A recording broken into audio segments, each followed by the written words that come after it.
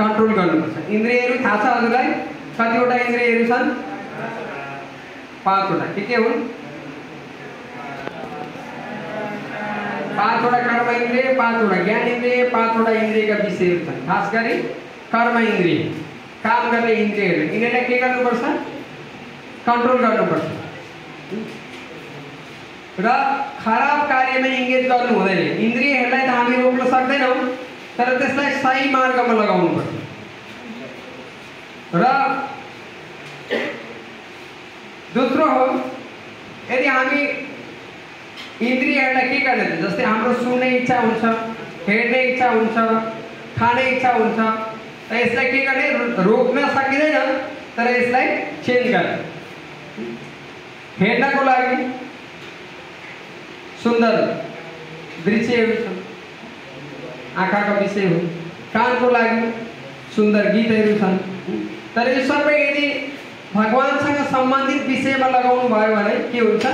इन्द्रियहरूको के हुन्छ? शुद्धिकरण हुन्छ। फेरि हजुरलाई त्यो बाहिरी वस्तुहरूले आकर्षित गर्न सक्दैन। मोबाइल त्यहीँ भयो भने तपाईँले त्यो मोबाइलको विषयहरूप्रति आकर्षण गर्न सक्दैन, इन्द्रियहरूले खिचेर लान सक्दैन। अर्को के छ? मनुष्य जीवनको मेन ध्येय, मेन लक्ष्य के हो यो बुझ्ने प्रयास गर्ने। यति मात्रै त मनुष्य जीवनको लक्ष्य होइन। बिहानै उठ्ने, ब्रस गर्ने, अनि केही काम गर्ने, कमाउने, खाने, अनि फेरि सुत्ने, अनि फेरि भोलिपल्ट उठ्ने, ब्रस गर्ने, कमाउने, खाने, फेरि सुत्ने, यति मात्रै जीवनको लक्ष्य हो। त्यो शरीरलाई यापन गर्नको लागि चाहिने कार्य यो हो। तर हामी शरीर होइन, आत्मा हो भने आत्माको लागि के गर्नुपर्छ? त्यो वैदिक साहित्यहरूमा यो ज्ञान छ। यो दुईटा गर्ने। र चौथो स्टेप के हो? राम्रो व्यक्तिहरूको सङ्ग गर्ने।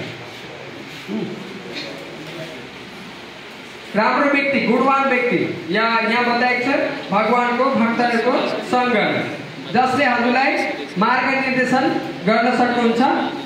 अगाडि जीवनमा के गर्ने, हरेक कुरामा मार्गनिर्देशन सब। त्यसैले पहिले के हुन्छ?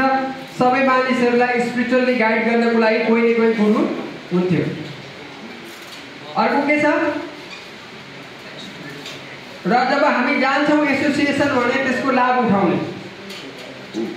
जस्तै एउटा उदाहरण म हजुरलाई दिन्छु। जस्तै हाम्रो टाइममा के थियो? पढ्ने टाइममा भने कोही टिचरहरूकोमा हजुर जानुहुन्थ्यो भने टिचरले सिकाइदिए बापत फी लिनुहुन्न थियो। अब कोही बच्चाहरू ट्युसन पढ्न जान्छन् भने उनीहरूसँग फी लिनुहुन्थ्यो त्यही टिचरले। तर कोही विद्यार्थी जाँदैछ, सर मैले यो जानेर सिकाइदिनु, घरमै गयो भने उसँग फी लिँदैन। त्यो के को फाइदा भयो? एसोसिएसन। त हामी कहीँ जान्छौँ भने डिभोटीहरूको सङ्घमा जान्छौँ भने त्यसको फाइदा उठाउँ।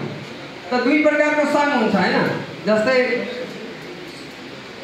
कोही व्यक्तिहरूको सङ्घ हुन्छ, सँगै बसेको, त सँगै अरू पनि बस्छन्। जस्तै मच्छडहरू पनि अहिले हजुरहरूको हलमा सँगै बसेका होला, उनीहरू पनि हजुरहरूको एसोसिएसन गरिरहेका छन्। तर उनीहरू के गरिरहेका छन्?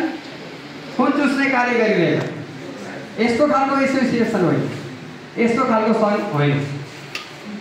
र अर्को छ के गर्ने? भजनहरू सुन्ने, कीर्तनहरू सुन्ने, र केही समय हामीले टेम्पल भिजिट गर्नको लागि, जस्तै स्याटरडे छुट्टी हुन्छ भने एक टाइममा आफ्नो कार्यहरू सकेर अर्को टाइममा टेम्पल दर्शन गर्न जाने। र अर्को भनेको इन्द्रियहरूलाई शुद्धिकरण गर्नको लागि स्वादिष्ट प्रसाद लिने।